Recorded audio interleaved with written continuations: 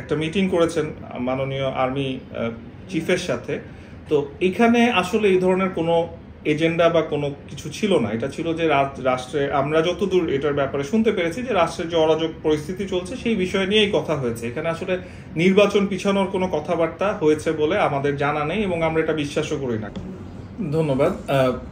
ফেব্রুয়ারিতে নির্বাচনের কথা বলা হচ্ছে এবং আমরা আশা করছি যে ইনশাল্লাহ ফেব্রুয়ারিতে নির্বাচন হবে। আমরা দেখতে পাচ্ছি যে অনেক ধরনের চক্রান্ত এবং ষড়যন্ত্র হচ্ছে নির্বাচনকে ঠেকানোর, কিন্তু আমরা কিন্তু দেখে এসেছি যে গত 15-16 বছর ধরে একটা ফ্যাসিস্ট সরকার কিভাবে মানুষকে তাদের ম্যান্ডেট বা ভোট দিতে দেয়নি এবং গণতন্ত্র হারিয়ে গিয়েছিল।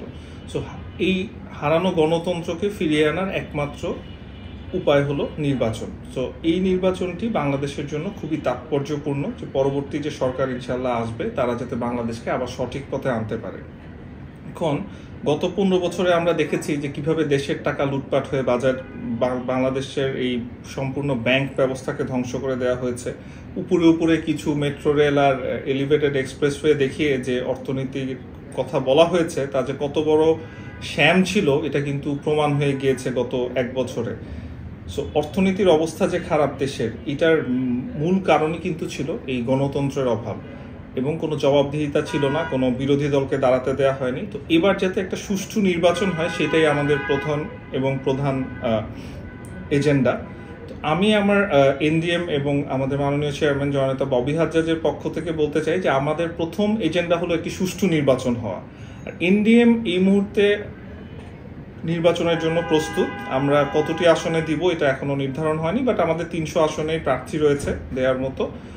আমরা হয়তো যদি কোয়ালিশনে যাই সেক্ষেত্রে কি হবে সেটাও একটা ডিসকাশনের বিষয়। সো এগুলো আসলে পরবর্তীতে আপনার তফসিল হওয়ার আগে আমরা বলতে পারবো। তো এই মুহূর্তে আমরা নির্বাচনের জন্য প্রস্তুত এবং আমি যেটা বললাম যে এই মুহূর্তে একটি সুষ্ঠু নির্বাচন দেশের জন্য অত্যন্ত প্রয়োজনীয়। এবং একটা কথা যে আমাদের কিন্তু আসলে আর পিছনে যাওয়ার কোনো রাস্তা নাই। এখন সামনের দিকে ভালোর দিকে এগিয়ে যদি না যেতে পারি এবং পরবর্তী সরকার যদি নিজেদেরকে দেশের জন্য নিবেদিত না করতে পারেন তাহলে দেশের জন্য একটা ভয়ঙ্কর সেটব্যাক হবে এবং সেখান থেকে ফিরে আসা খুব ডিফিকাল্ট হয়ে যাবে। সো আমরা মনে করি যে ফেব্রুয়ারিতে নির্বাচন দিয়ে জনগণের ম্যান্ডেট পুনঃস্থাপিত করা এখন আমাদের এনডিএম এর পক্ষ থেকে প্রথম এজেন্ডা। এক্ষেত্রে আমি আমার ভিউ যদি বলি, আমি সবসময় সেনাবাহিনীকে একটি সুশৃঙ্খল বাহিনী হিসেবে দেখেছি।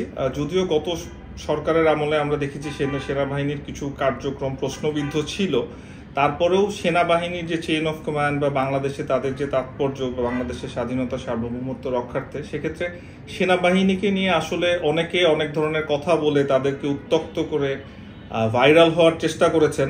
এক্ষেত্রে আমি এখানে নাম নিব না, কিন্তু আমি দেখেছি যে অনেকে শুধুমাত্র ভাইরাল হওয়ার জন্য সেনাবাহিনীকে অপমানজনক কথাবার্তা বলে দেশকে একটি স্থিতিশীল পরিস্থিতিতে নিয়ে যাওয়ার চেষ্টা করেছেন। তো আমি সেনাবাহিনীর এগেইনস্টে একটা কথাও বলতে চাই না, কিন্তু আমরা দেখেছি যে সেখানে যে একটা অরাজকর পরিস্থিতি সৃষ্টি হয়েছিল সেক্ষেত্রে সেনাবাহিনীর হয়তো আর কোনো উপায় ছিল না, কিন্তু নির্মমভাবে যে মারা হয়েছে তার আমরা তীব্র নিন্দা জানাই। এবং এই ধরনের ক্ষেত্রে সেনাবাহিনী বা পুলিশ যেই হোক তাদেরকে আরো সংযমের পরিচয় দিতে হবে এবং সরকার থেকে সেই ধরনের সুস্পষ্ট নির্দেশ থাকতে হবে যে যাতে করে সেনাবাহিনী বা পুলিশ এই ধরনের সংঘর্ষে না জড়ায়। ভিপি নূর সাহেবের সাথে যেটা হয়েছে সেটা অত্যন্ত দুঃখজনক। উনি গত সরকারের আমলেও অনেক সাফার করেছেন এবং স্পেশালি জুলাই অগাস্টে ওনার একটা অবদান ছিল। সো কনসিডারিং সবকিছু, এটা খুবই একটা নির্মম পরিহাস যে ওনাকে এই ধরনের এই অন্তর্বর্তীকালীন সরকারের সময় ওনাকে এই ধরনের একটা পরিস্থিতির সম্মুখীন হতে হয়েছে। তো আমরা মনে করি যে সেনাবাহিনীর এক্ষেত্রে সুষ্ঠু তদন্ত হওয়া দরকার, যে এক্ষেত্রে সেনাবাহিনীর কোনো কর্মকর্তা কি যারা ছিলেন বা সৈনিক যারা ছিলেন তারা কি কেউ কোনো আওয়ামী লীগের সাথে সংযুক্ত আছেন নাকি। সেক্ষেত্রে আমি মনে করি যে এটা সেনাবাহিনীর কোনো উপর মহলের নির্দেশ বা এই ধরনের কিছু না, এটা হয়তো কোনো ব্যক্তিগতভাবে কেউ কোনো আক্রোশ করেছে নাকি অথবা ব্যক্তিগতভাবে কেউ ফ্যাসিস্ট আওয়ামী লীগ সরকারের তাবেদারি করছে নাকি, সেটা খতিয়ে দেখা অবশ্যই প্রয়োজন। আচ্ছা, নির্বাচন নিয়ে বিভিন্ন ধরনের চক্রান্ত এবং ষড়যন্ত্র হচ্ছে। তো আমি এখানে মনে করি যে আমাদের মাননীয় প্রধান বিচারপতি উনি একজন খুবই বিচক্ষণ ব্যক্তি এবং এই মুহূর্তে আমি বলবো যে বাংলাদেশের ইতিহাসে ওনার মতো প্রধান বিচারপতি বাংলাদেশ কখনো পায়নি, ওনার মতো এত কোয়ালিফাইড একজন বিচারপতি। সো উনি যখন একটা মিটিং করেছেন মাননীয় আর্মি চিফের সাথে।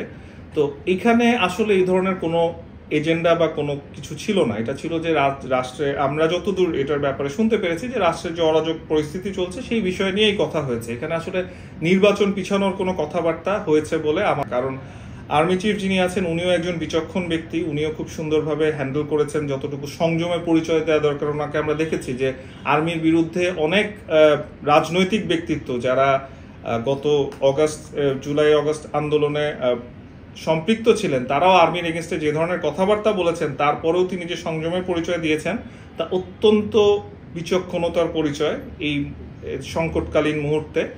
আর আমি যেটা বললাম যে আমরা এই মুহূর্তে দেশের ইতিহাসে সর্বশ্রেষ্ঠ প্রধান বিচারপতি পেয়েছি। তো এই ক্ষেত্রে আমার কাছে বা আমার দলের পক্ষ থেকে মনে হয় না যে এই মিটিং এর মধ্যে ষড়যন্ত্র বা চক্রান্তের কোনো ইস্যু ছিল।